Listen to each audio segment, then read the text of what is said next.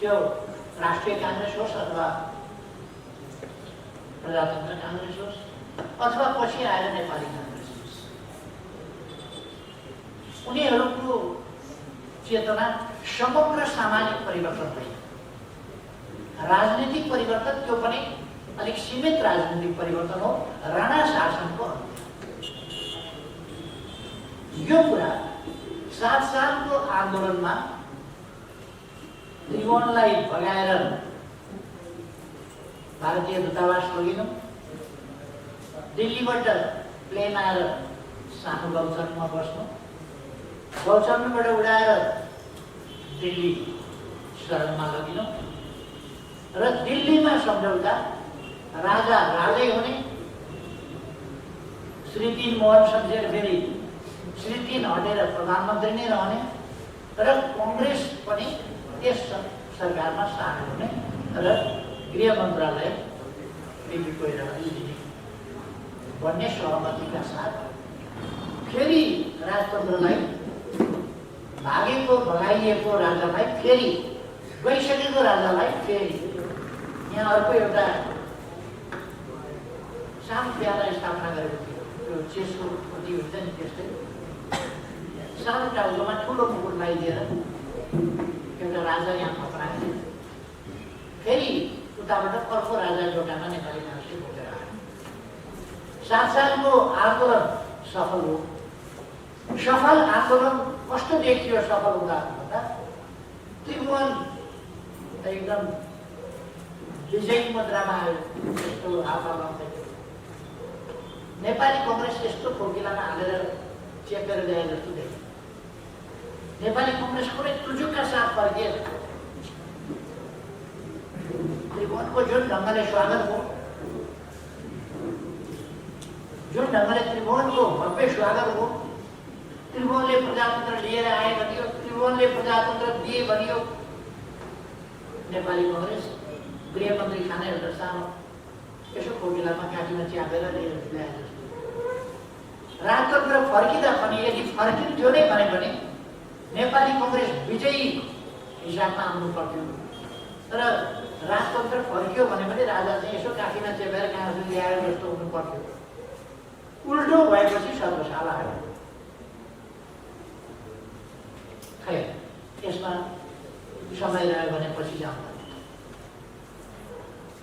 पुष्पलालले त्यसै एउटा नयाँ पृथक अरू सङ्गठन, अरू विचार, अरू सङ्गठन र अरूका आन्दोलन सम्बन्धी प्रस्तावना या मान्यताहरू या अरूका प्रयासहरूभन्दा पृथक आमूल परिवर्तनकारी विचार जसभित्र यसमा समग्रता छ, ती विचार, त्यसलाई बोक्ने प्रभावकारी सङ्गठन र ती विचारहरू जो आमूल परिवर्तनकारी, समग्र परिवर्तनकारी विचार हुन्, ती ध्येयमा अगाडि बढ्ने आन्दोलन, त्यसको अगुवाई गर्न पुष्पलालले चाहे। सुरुदेखि नै पुष्पलाल र पुष्पलालको समूहको नेपाली काङ्ग्रेससँग वैचारिक मतभेद स्वाभाविक रूपमा परिवर्तनको दायरा, परिवर्तनको क्षेत्र, परिवर्तन सम्बन्धी विषयहरू त्यसदेखि मतभेदहरू पछिसम्म पुष्पलालको लोकतन्त्रप्रतिको निष्ठा रह्यो, दबपेच भयो। लोकतन्त्रप्रतिको निष्ठा सदैव अरूका बढी लाभ। लोकतन्त्र प्राप्ति प्रमुख कुरा हो, जनताको विजय प्रमुख कुरा हो, त्यसकारण आन्दोलनकारी शक्तिहरू मिल्नुपर्छ भनेर पुष्पलालले सधैँ जोड्यो। तर नेपाली काङ्ग्रेसले पुष्पलालका विचारभन्दा ठिक्क विपरीत आन्दोलनकारी ढङ्गले आन्दोलनकारी शक्तिहरू एक ठाउँ मिलेर जानुपर्छ भन्ने कुरालाई माने। त्यसै कारण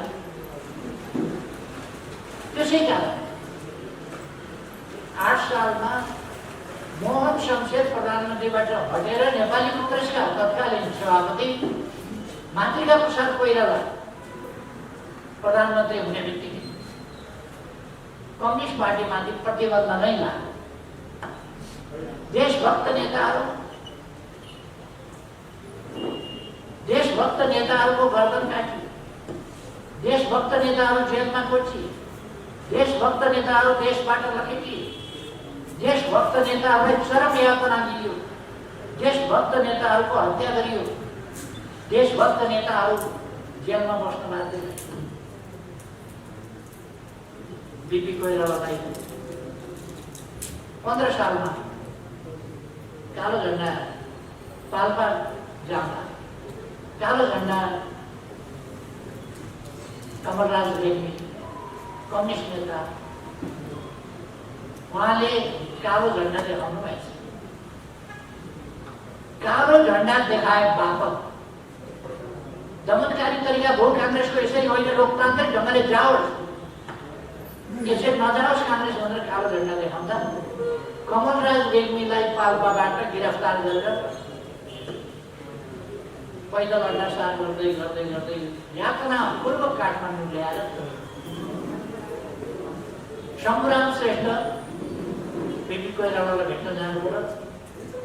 बीपी कोइरालासँग उहाँले कमलराज रेग्मीलाई यसरी गिरफ्तार गर्नु, यस्तो यातना यसरी अड्डासार गरेर दुःख यातनापूर्वक काठमाडौँ ल्याउनु र यहाँ पुर्नु पर्ने कुनै आवश्यकता छैन, यस्तो दमनकारी काम नगरोस्, उहाँलाई छोड्नुपर्छ भन्दा बीपी कोइरालाले उहाँसँग अभद्रतापूर्ण ढङ्गले व्यवहार गर्नुभयो र शम्भुराम श्रेष्ठ त्यहाँबाट निस्किरहे।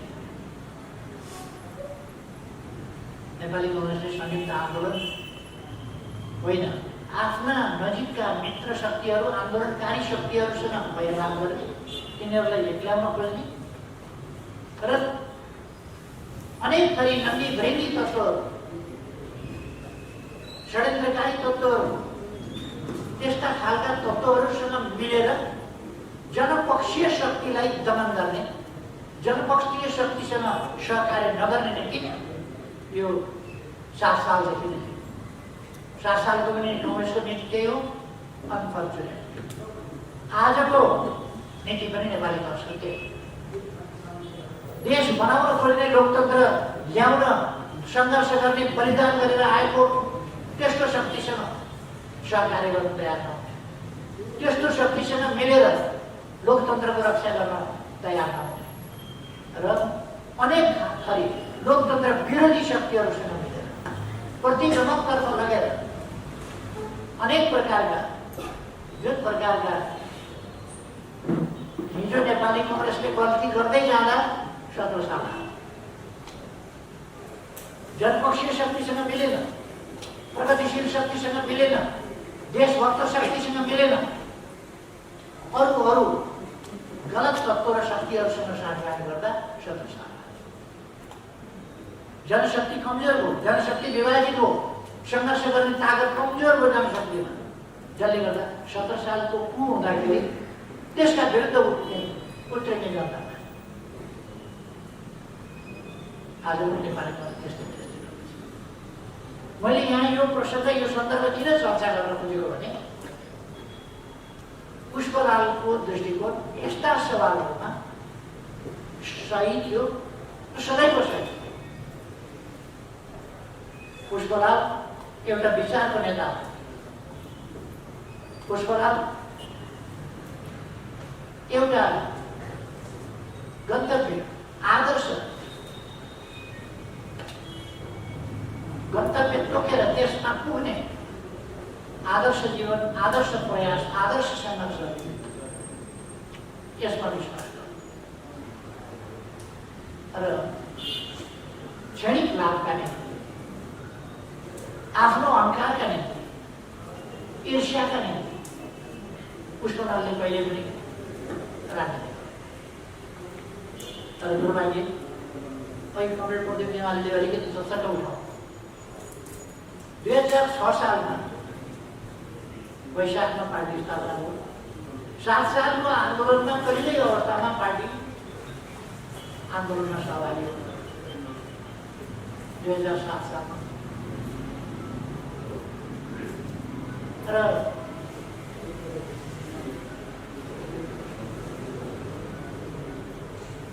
8 साल पुग्दा नपुग्दा वास्तवमा पुष्पलाललाई महासचिवबाट 8 साल भदौ असोज दिएको एउटा बैठक छ।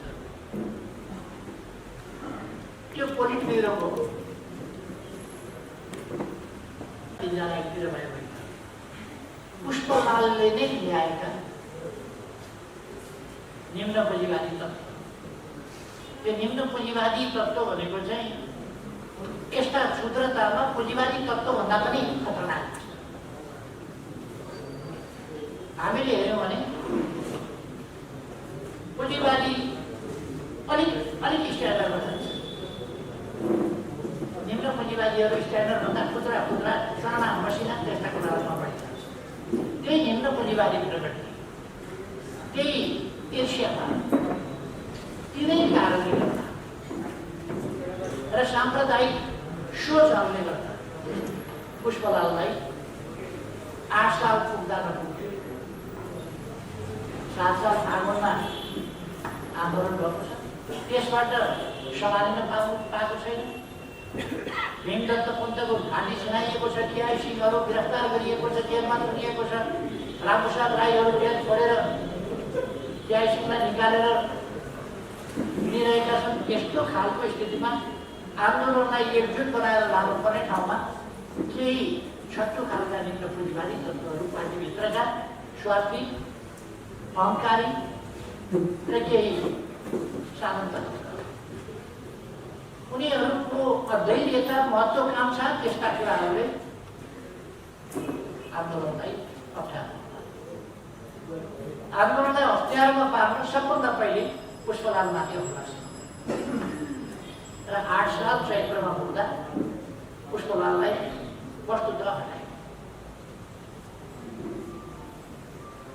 10 सालको प्रथम महाधिवेशनमा सम्पूर्ण ध्यान पुष्पलाललाई नेतृत्वमा आउनबाट रोक्ने त्यस कुरामा ध्यान। पहिलो महाधिवेशन 10 सालको महाधिवेशनको पुष्पलाललाई रोक्ने, दोस्रो महाधिवेशन 14 सालको त्यही कुरा भयो, पुष्पलाललाई कसरी नेतृत्वमा आउनबाट रोक्ने।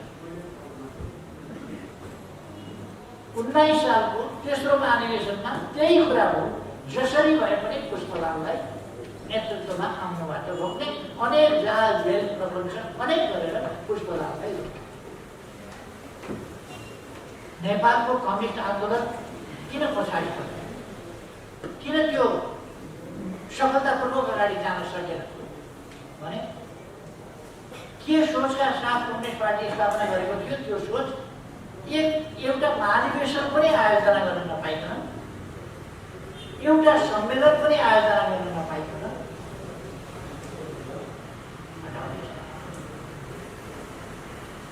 प्रथम सम्मेलन भन्यो 8 सालतिर, त्यसबाट पुष्पलाल त्यो सम्मेलन प्रथम सम्मेलन के का लागि आयोजना थियो, पुष्पलाललाई हटाउनका लागि त्यो आयोजना गरिएको थियो। अनि प्रथम महाधिवेशन पुष्पलाललाई रोक्नका लागि एउटा वैधानिकता पार्टीको दिने र पुष्पलाललाई रोक्ने। दोस्रो महाधिवेशन त्यस्तै जहाँ जेल षड्यन्त्र र टिक्रमको अखडा बनेको थियो। तेस्रो महाधिवेशन त्यसै गरी अर्को राजनीतिक टिक्रमको 17 सालमा महेन्द्रले सैनिक कु गरेर नेताहरूलाई जेलमा हालिसकेका थिए। त्यस्तो अवस्थामा कम्युनिस्ट पार्टीले कसरी प्रभावकारी लिडरसिप छान्ने, कसरी सङ्गठनलाई मजबुत बनाउने भनेर जानुपर्ने ठाउँमा प्रभावकारी लिडरसिपलाई, वैचारिक लिडरसिपलाई कसरी अगाडि आउन नदिने र रोक्ने, त्यही कुरामा ध्यान गर्यो। त्यसैमा तसर्थ कम्युनिस्ट आन्दोलन ड्राइभ हुनै सकेन, चल्नै सकेन। पुष्पलाल महासचिव, पुष्पलालका विरुद्ध पोलिट ब्युरो यस्तो खुद्रा षड्यन्त्रमा लाग्यो। काठमाडौँमा केन्द्रीय कार्यालय हुनु हुँदैन, हेडक्वार्टर काठमाडौँमा हुनु हुँदैन, कहाँ हुनुपर्छ त भन्दा नेपालको बीच पारेर हुनुपर्छ। बीच कहाँ पर्छ भन्दाखेरि रामपुर, पाल्पाको रामपुरतिर पर्छ। अब रामपुर हिँडेर जाऊ, राजधानी राजनीतिको केन्द्र राजधानी काठमाडौँ छ। अलिकति त्रिभुवन राजपथबाट आवाज गर्न सकिने यहाँ छ ठाउँ, लगेर रामपुर घन्टा ठाउँमा राखेर पुष्पलाललाई राखिदिएर अनि यतातिर सड्यो। पुष्पलाललाई रामपुर वनवास, अनि यहाँ चाहिँ केही ठग चतुरीहरूले चाहिँ षड्यन्त्र गरेर पुष्पलाललाई हटाउने। नेपालको आन्दोलन, कम्युनिस्ट आन्दोलन यस्ता कुराहरूबाट ग्रस्त हुँदै विकृत विचारहरू, विकृत सोचहरू, मान्छेका विकृत स्वार्थहरू, तिनीहरू परिपूर्ति गर्ने हिसाबले पुष्पलालले बचाउन खोज्नुभयो। जब तेस्रो महाधिवेशन भन्दा पछि विभाजन भएको होइन, आन्दोलन विभाजन भएको होइन, विलिनीकरण, त्यो असङ्गठित सम्पर्कविहीन भएर त्यो आन्दोलन छिन्न भिन्न कसैको कोही सम्पर्कमा छैन। महासचिव दिल्ली गएर बस्नु,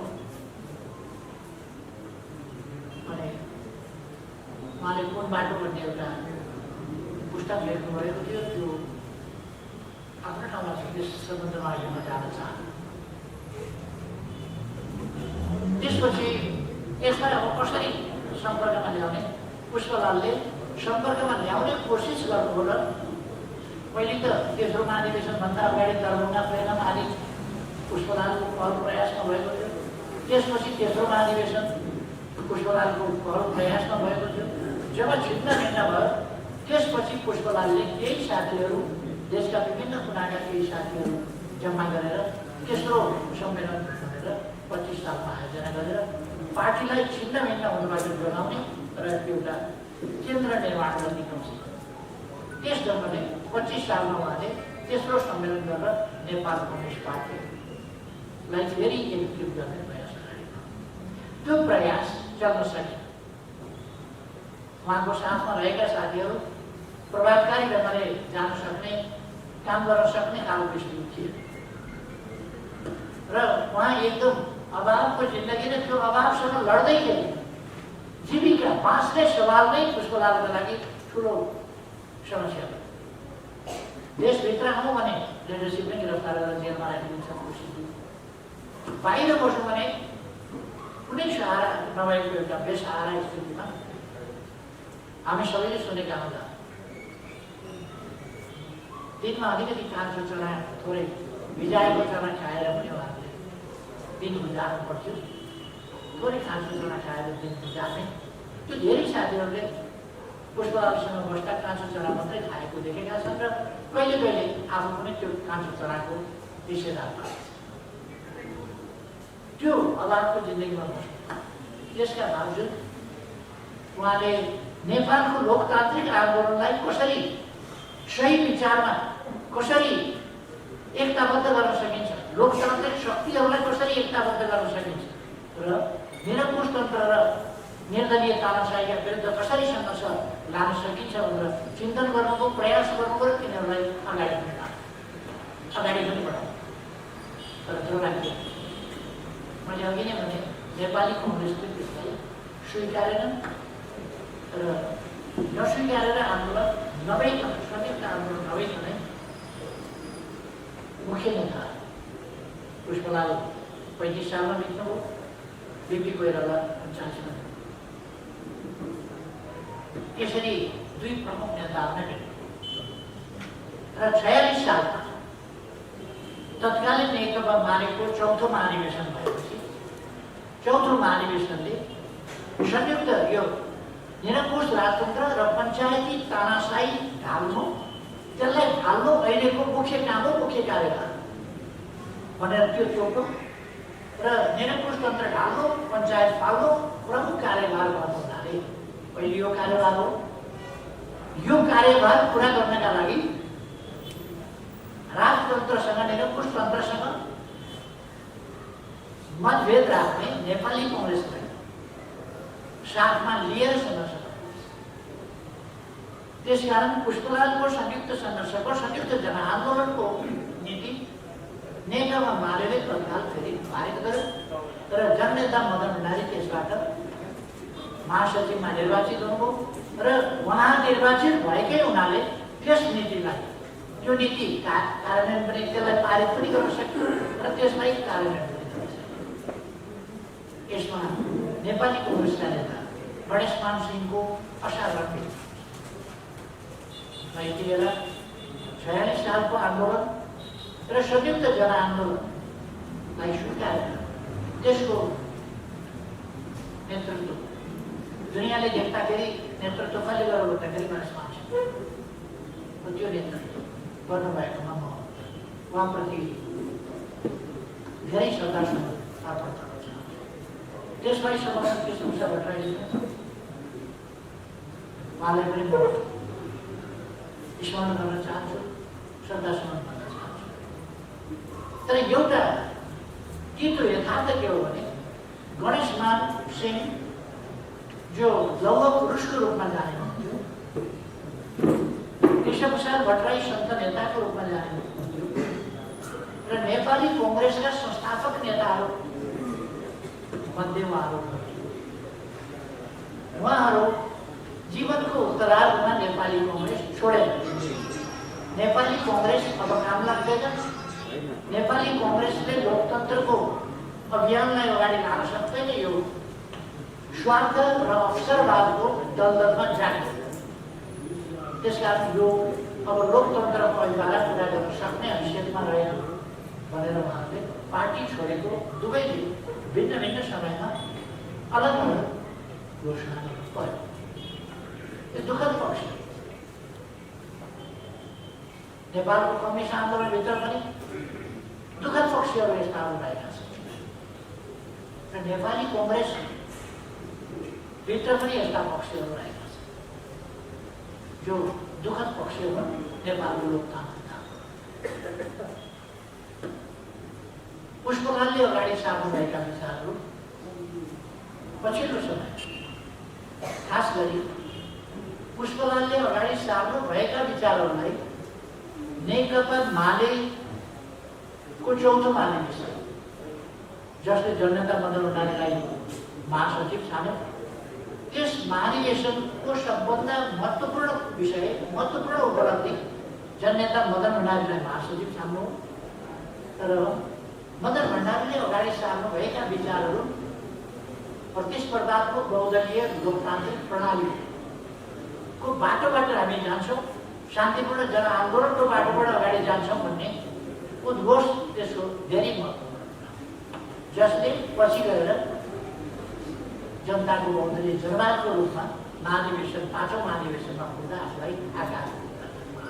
पुष्पलालले 2006 सालमा अगाडि सार्नुभएका विचार नेपाली समाजको रूपान्तरण, परिवर्तन र रूपान्तरणको सन्दर्भमा ती कुराहरू मदन भण्डारीका अगुवाईमा तत्कालीन नेकपा एमाले जुन सोचहरू अगाडि सार्यो ती सोचहरूमा प्रतिबिम्बित भएका छन् अथवा ती सोचहरूले जनताको बहुदलीय जनवादले पुष्पलालका सोचहरूलाई प्रतिनिधित्व गरेको छ।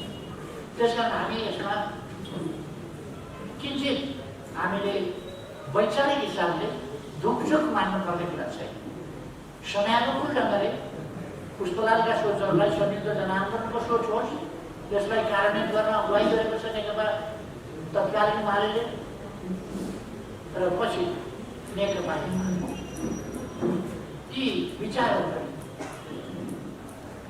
मूल बाटो भनेर पुष्पलालले मूल बाटो मूल बाटै थियो र सही बाटो नै थियो मूलतः। तर त्यति बेलाको कम्युनिस्ट आन्दोलनले त्यसलाई राम्ररी बुझ्न पक्राउन नसके र त्यसमा रहेका कतिपय कमीहरूलाई पूर्णता दिएर त्यसलाई भरिपूर्ण बनाएर अगाडि जानुपर्ने त्यो ठाउँमा त्यसलाई समाप्तै नसक्ने र त्यसलाई मगाल्नै नसक्ने खालको सक्रियता जसले गर्दाखेरि आन्दोलन छिन्न भिन्नको अवस्थामै रहेको। यस प्रसङ्गमा म नेपालको कम्युनिस्ट आन्दोलनमा एउटा धेरै महत्त्वपूर्ण ऐतिहासिक परिघटना र एउटा नयाँ मोडको पनि चर्चा गर्न चाहन्छु। त्यो हो झापा। झापा आन्दोलनले पुष्पलालले उठाएको गणतन्त्रात्मक स्वर, गणतन्त्रको माग, यो पार्टी स्थापना कालदेखि गणतन्त्रको माग, लोकतान्त्रिक गणतन्त्रको माग, त्यस मागलाई लिएर दोस्रो महाधिवेशनमा पनि पुष्पलालले उठाउनु भएको। तर सैद्धान्तिक रूपले उठे पनि आन्दोलनको रूपमा त्यसलाई बोक्ने संगठन, त्यो विचार बोक्ने संगठन र त्यसलाई आन्दोलनको रूपमा परिणत गर्ने त्यो अवस्था एकैचोटि 27 सालमा पुगेर झापाबाट थियो। हामी झापा विद्रोह भन्छौँ। त्यसले 7 सालदेखिका परिकल्पनाहरूलाई आन्दोलनको रूपमा परिणत गर्यो। त्यसभन्दा अगाडि हामीले गरेका आन्दोलन अथवा कम्युनिस्ट पार्टीले गरेका आन्दोलन या त 7 सालमा कङ्ग्रेसको सहयोगीको भूमिका, काङ्ग्रेसको सहयोगीको भूमिकामा कम्युनिस्ट पार्टीले भूमिका खेल्यो। पछिल्ला समयमा किसान आन्दोलनहरू र अरू विभिन्न आन्दोलनहरू जुन भए, ती आन्दोलनहरू त्यति धेरै प्रभावकारी हुन सकेन जसले एउटा समाजमा परिवर्तनकारी अथवा आन्दोलनलाई एकजुट बनाउने, आन्दोलनलाई आकर्षित गरेर लान सक्ने खालका हुन सक्यो। यद्यपि तराईका थुप्रै जिल्लाहरूमा र केही पहाडी जिल्लाहरूमा, तराईका थुप्रै जिल्लामा झापादेखि लिएर पश्चिमसम्मका जिल्लाहरू, खास गरी झापादेखि लिएर वीरगञ्जसम्म, यी जिल्लाहरूमा ठुल्ठुला किसान आन्दोलन भयो। कहिले बकारी छोडा आन्दोलनदेखि लिएर, कहिले तमासु छोडा आन्दोलनदेखि लिएर, कहिले जीवन भन्ने आन्दोलनदेखि लिएर, रे नभन भन्ने आन्दोलनदेखि लिएर अनेक प्रकारका आन्दोलनहरू भए। तर ती आन्दोलन ठुल्ठुलै पनि भए, तर तिनीहरूले नयाँ चिज यस्तो दिन सकेन जसले समाजलाई फेरि चलिरहन सकोस्। झापा आन्दोलन यस्तो बेलामा भयो जति बेला निरङ्कुश राजतन्त्र फेरि फर्किएको छ, पञ्चायती निर्दलीयता लादिएको छ, कङ्ग्रेस कम्युनिस्ट लगायत सबै छिन्न भिन्न अवस्थामा, कोही जेलमा, कोही निर्वासनमा, कोही भूमिगत, त्यस अवस्थामा पुगेका छन्। आन्दोलन उठ्न सकिरहेको छैन। कङ्ग्रेस पनि यसो पर्चा छड्ने, वर्ष दिनमा एउटा पर्चा छड्ने हालतमा पुगेका छ। कम्युनिस्ट आन्दोलन त्यस्तै छ, विशृङ्खलित, असङ्गठित। त्यस प्रकारको अवस्थामा, कि कर्तव्य विगुणको अवस्थामा झापाबाट एउटा विस्फोट समाजलाई झकझक्याउने खालको नयाँ आन्दोलन, त्यसले एउटा नयाँ सुरुवात।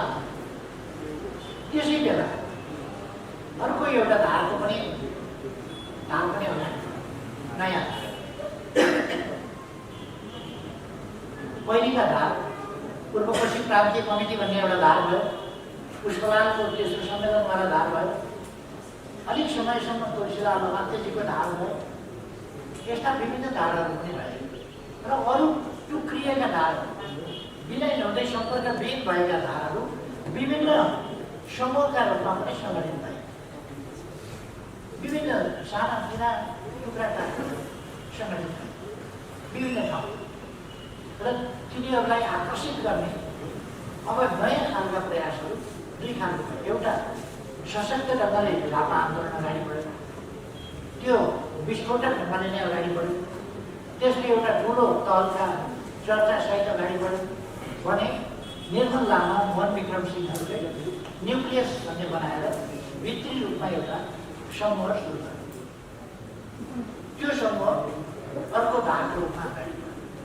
त्यो पुष्पलालसँग पनि सम्बन्धित हुँदै र विभाजित आन्दोलनमा नयाँ सिलसिलाका रूपमा यी दुईटा धार, नयाँ प्रयासका रूपमा दुईटा धार अगाडि बढे। एउटा झापा आन्दोलन, कोअर्डिनेसन केन्द्र, नेकपा एमाले हुँदै अगाडि बढ्यो। अर्को धार न्युक्लियसबाट चौथो सम्मेलन, त्यसपछि अरू विभिन्न नामबाट हुँदै पछिल्लो समय माओवादी केन्द्रमा आइपुगेर दुईटा धार, यी दुईटा धार हुँदाखेरि सबै पुष्पलाल समूह, मनमोहन समूह इत्यादि सबै मूल समूहहरू सबै नेकपा एमालेमा समेटित भइसक्यो, एकीकृत भइसकेका थिए भने अर्कोतिर मोहन विक्रमको नेतृत्वको समूह पनि अगाडि बढ्दै थियो। त्यो विभिन्न नाममा कहिले जनमोर्चाको रूपमा, कहिले केकाको नाममा, पाटलो छ, मोटो छ आदि नाममा मसालका विभिन्न सहरहरूको नाममा हुँदै अगाडि बढेर अन्तिममा माओवादी हुँदै विभिन्न ढङ्गले र पछिल्लो समय हामीले कम्युनिस्ट आन्दोलनलाई एकीकृत गर्यो। यहाँ भ्रम रहनु हुँदैन, त्यो एकीकृत पार्टी हामीले निर्माण गरेको एकीकृत पार्टी थियो पुष्पलालले 2006 साल वैशाखमा स्थापना गरेको पार्टी। त्यही पार्टी हामीले त्यस तहमा पुर्याएनौँ जसको 66% जसो संसदमा रह्यो। 41% महिला सहभागिता यस आन्दोलनले आफ्नै पार्टीको तर्फबाट 41% सहभागिता ल्याउन सक्यो, अगाडि गर्न सक्यो र यो आन्दोलन एउटा मेन स्ट्रिम नेपालको लोकतान्त्रिक आन्दोलनको मेन स्ट्रिमको रूपमा आयो। एकपल्ट मनमोहन अधिकारीको नेतृत्वमा 51 सालमा अल्पमतको भए पनि सरकार बन्यो। त्यसले महत्त्वपूर्ण काम गरेर त्यो नेपालको राष्ट्रिय राजनीतिको मेन स्ट्रिमको रूपमा आउन खोज्यो। त्यसलाई 52 साल भादो 12 गतेको सर्वोच्च अदालतको फैसलाद्वारा त्यस गतिलाई रोकियो र फेरि एउटा विशृङ्खलताको स्थितिमा राष्ट्रिय राजनीतिलाई आज फेरि एउटा प्रतिगमन भएको छ। नेपालको कम्युनिस्ट आन्दोलन राष्ट्रिय राजनीतिको मूल शक्ति त हुँदै हो, वैचारिक हिसाबले बोल्दा, दृष्टिकोणको हिसाबले बोल्दै र राष्ट्रिय दृष्टिकोण नेपालको परराष्ट्र नीति भनेको एमाले आज जुन नीति लिन्छ त्यही, एमाले जुन भनेको छ त्यही नीति।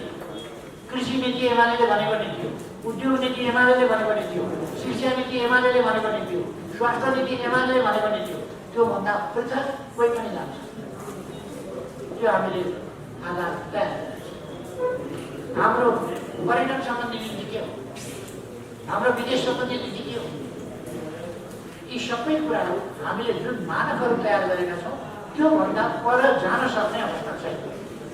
हामीले त्यस ढङ्गले विकास नेपालको राजनीतिक आन्दोलनको इतिहास, लोकतान्त्रिक आन्दोलनको इतिहास, हाम्रा उपलब्धिहरूको रक्षा र यिनको कार्यान्वयनका सन्दर्भमा हामीले विकास गरेका यी कुराहरू र बाँकी अगाडि जानका लागि हामीले तय गरेका नीतिहरू पुष्पलालले जुन उस बेला 6 सालमा विकास गर्नुभयो तिनीहरूको आज परिमार्जित, विकसित, विस्तृत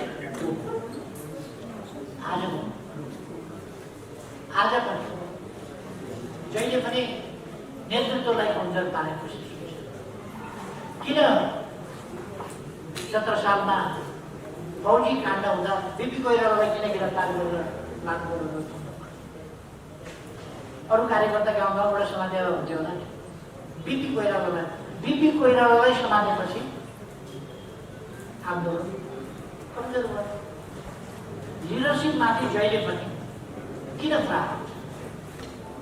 लिडरसिपमाथि प्रहार हुनको कारण पुष्पलाललाई घेराबन्दी किन गर्यो?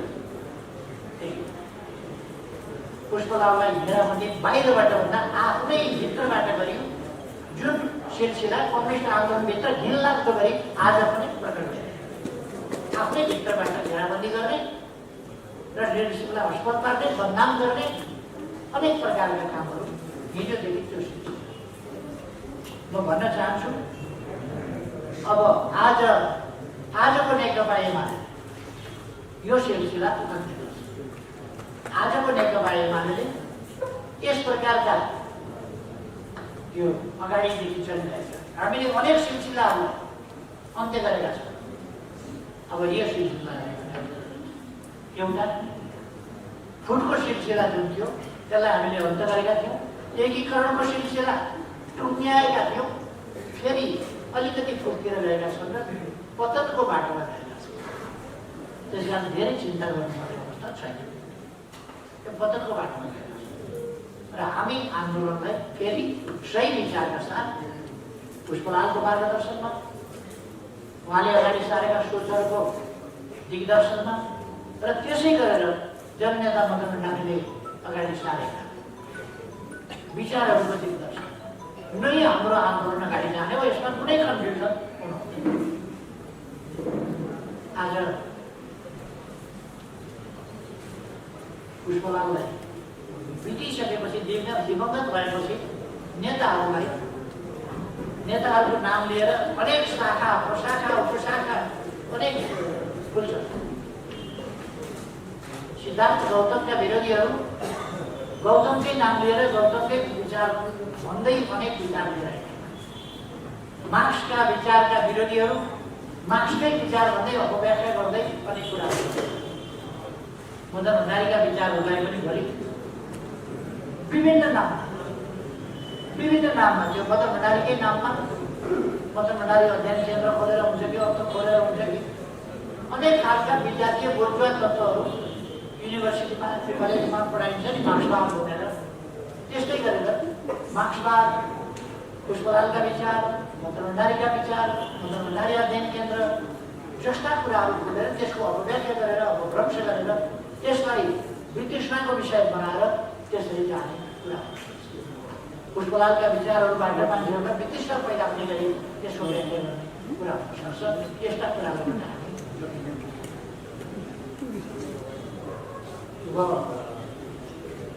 साथीहरूलाई भन्न चाहन्छु कि हामी पुष्पलालले रोपेको यस बिरुवालाई मर्न दिने छैन। कुनै पनि हालतमा पुष्पलालले रोपेको यस बिरुवालाई कोही पनि दिने छैन। यो बिरुवा यसो सानोतिनो हावाहुरी केहीले ढालिहाल्ने होइन। यो पुष्पलालले रोपेको यो बिरुवा र मदन भण्डारीले राम्ररी यसको स्याहार सम्मान गरेर वैचारिक ढङ्गले अध्यापनिक गरेर यसलाई प्रबलीकरण गरेर जसरी अगाडि बढाएको छ, जग थपेको छ, जगदेखि नै यसलाई मजबुत बनाएको छ, तलाहरू थपेको छ। यो एउटा विशाल, मजबुत, राष्ट्रव्यापी मात्रै होइन, जहाँ छन् नेपाली त्यहाँ छ नेकपाली माने, जहाँ जहाँ नेपाली छ त्यहाँ एकले मानेको छ। त्यस ढङ्गले हामी यस आन्दोलनलाई मर्न दिँदैन।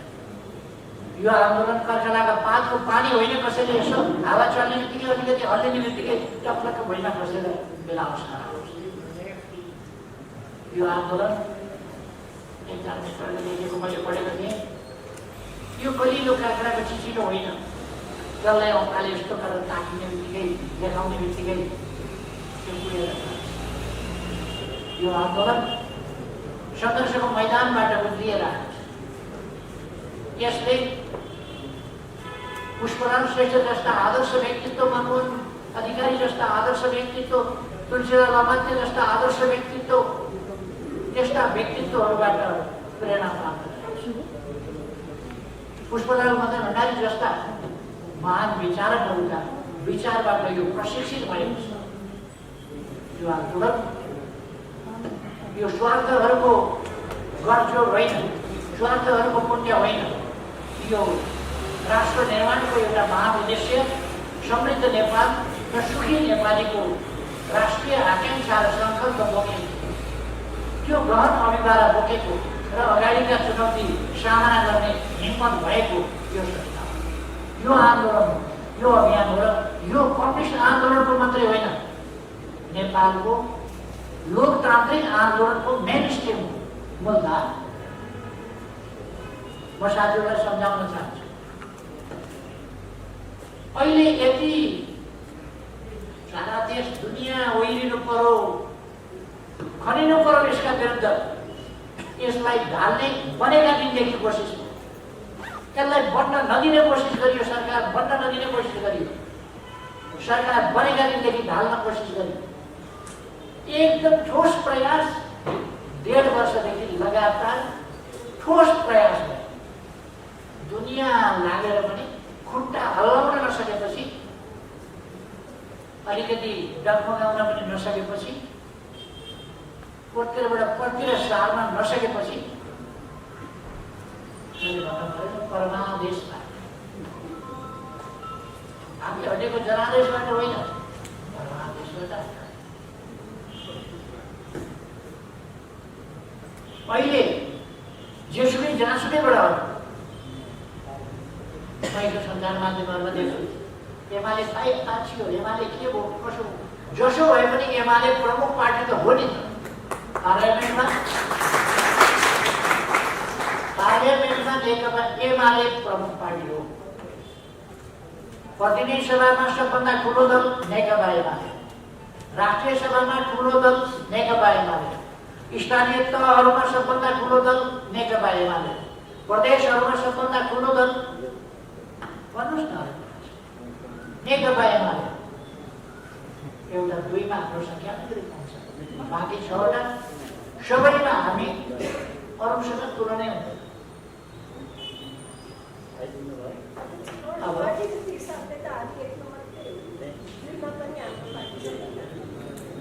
दुईमा पनि हाम्रै पार्टीसँग यसो यो प्रमुख पार्टी हो, यो देशकै प्रमुख राजनीतिक शक्ति हो। प्रमुख राजनीतिक शक्ति मात्रै होइन, यो आन्दोलन लोकतान्त्रिक आन्दोलनकै प्रमुख राजनीतिक शक्ति हो, प्रमुख राजनीतिक धार हो, मार्गदर्शक हो, नेता पार्टी हो, यो जनतालाई प्रशिक्षित गर्ने गुरु पार्टी हो। यसले जहिले पनि सही विचार दिन्छ, अग्रगामी विचार दिन्छ, नयाँ नयाँ विचार दिन्छ, विकास कसरी गर्ने देशको नयाँ नयाँ विचार दिन्छ। अब कति सुन्दै नसुनेका कुरा पर्छन् अनि शङ्क पर्छ। सुन्दै नसुनेका कुरा भएपछि सजिलो के छ भने सुन्दै नसुनेका कुरा भएपछि त्यसलाई उखाम तुखाम आफूले सुनेको छैन जानेको छैन भने त्यसलाई उखाम तुखाम। साहित्य थाहा भएन भने उखाम तुखाम, बिम्ब थाहा भएन भने उखाम तुखाम, इतिहास थाहा भएन भने उखाम तुखाम, परिवर्तन सम्बन्धी दृष्टिकोण छैन भने उखाम तुखाम। त्यसो भएर हाम्रो आन्दोलन र यो आन्दोलनको नेपालको लोकतान्त्रिक आन्दोलन, नेपालको वामपन्थी आन्दोलन, नेपालको जनआन्दोलन, यसको मूलधार, मूल विचार, मूल संगठन, मूल सङ्घर्ष, मूल आन्दोलन नेकपा एमाले आज पनि। र मैले अघि नै भने यो कुनै लौकाको चिचिलो होइन, कसैले आउन ताक्दैन। कठिनाइहरू त्यसले झेल्न जानेको छ र झेलेर आएको। म 2029 सालमा भर्खर नै सङ्गठन बनाइएको थियो। म त्यो सङ्गठनको प्रमुख थिएँ झापा। म सङ्गठनको प्रमुख, तर मलाई थाहा नदिकन त्यही साथीहरूले जहाँ जेलपूर्ण ढङ्गले कु गरे। गत वर्ष त्यस्तै गरी कु गर्ने कोसिस थाहै छैन। अध्यक्षबाट हटायो अरे, दलको नेताबाट हटायो अरे, कसैले अध्यक्षको पगडी पनि लगाएको छ, कसैले दलको नेताको पगडी पनि लगाएको छ। पगडी लाउँदै हिँडेको देखियो, हुँदै हुँदै साधारण सदस्यताबाट समेत निकालेको सुनियो। साधारण सदस्यताबाट पनि निकाल्यो। यो कुरा मलाई 29 सालमा 29 सालमा पनि भएको थियो। म 51 सालमा गृहमन्त्री थिएँ। त्यति बेला अदालतले संसदमा पठाएर दियो पैसा। अहिले अदालतबाट प्रधानमन्त्री तोक्यो। त्यसमा म धेरै चर्चा गरिरहन चाहन्छु। मेरो चिन्ता के हो भने सम्मानित अदालतको मर्यादा जनजनका मनमा बढोस्, जनजनको विश्वास अदालतमाथि होस्, तब लोकतन्त्र बलिन्छ। तर विश्वास गर्नै पर्छ, जे गरे पनि मान्नै पर्छ भन्यो हामीले भने विश्वास कायम रहन्छ कि रहँदैन चिन्ता। जसो गरे पनि विश्वास। आजको जमानामा संविधान जसले पनि पढ्न जान्दछ, जसले पनि पढ्न जान्दछ, कानुन जसले पनि पढ्न जान्दछ, 59 सालको गरेको फैसला पनि देखिन्छ। 59 सालको फैसलाले राजनीतिमा अदालत पस्दैन, राजनीतिक मुद्दामा अदालत प्रवेश गर्दैन भनेको चाहिँ यहाँ पार्टी सञ्चालनका मामलामा पनि आदेश गर्न नपाउने, हुकुम जारी गर्न नपाउनेदेखि लिएर म चाहन्छु अदालत सुधार्न। मेरो इच्छा छ गरिमा बडोस् अदालतको जनताको मनमा अदालतप्रति विश्वास, आशा, भरोसा सब होस्। न्याय नपाए सर्वोच्च जानु भन्ने बडोस् धर्म अविश्वासको स्थिति राज्यका कुनै पनि निकायप्रति, राज्यका कुनै पनि अङ्गप्रति जनताको विश्वास घट्यो भने, लोकतान्त्रिक मूल्य त्यहाँ फस्कियो भने र त्यो विश्वास घट्यो भने त्यसले देशमा अप्ठ्यारो छ। हामी त प्रतिबद्ध झेलेर आएका छौँ, हामी त कठिनाइ झेलेर आएका छौँ, हामी जेल खटेर आएका छौँ। हाम्रा थुप्रै साथीहरूले बलिदान गर्नुभएको छ, हाम्रा अग्रजहरूले बलिदान गर्नुभएको छ। त्याग, तपस्या, बलिदान, दुःख, कष्ट हाम्रो आन्दोलनको, हाम्रो जीवनको पर्यायवाची छ। तर हामी हाम्रा सही विचार, हाम्रो आदर्श दिँदैनौँ र पुष्पलालबाट शिक्षा, पुष्पलालबाट प्रेरणा लिएर हामी हाम्रो आन्दोलनलाई जीवित राख्न, गिरकिसो राख्न होइन, यसलाई मजबुत, विजयी, सफल र विजयी बनाउन प्रयासमा छौँ, रहनेछौँ र यसलाई विजयी बनाउँछौँ। मैले अक्सर भन्ने गर्छु, अमेरिकी एकजना गायक बब एबेकियन भन्ने हुनुहुन्छ, उहाँले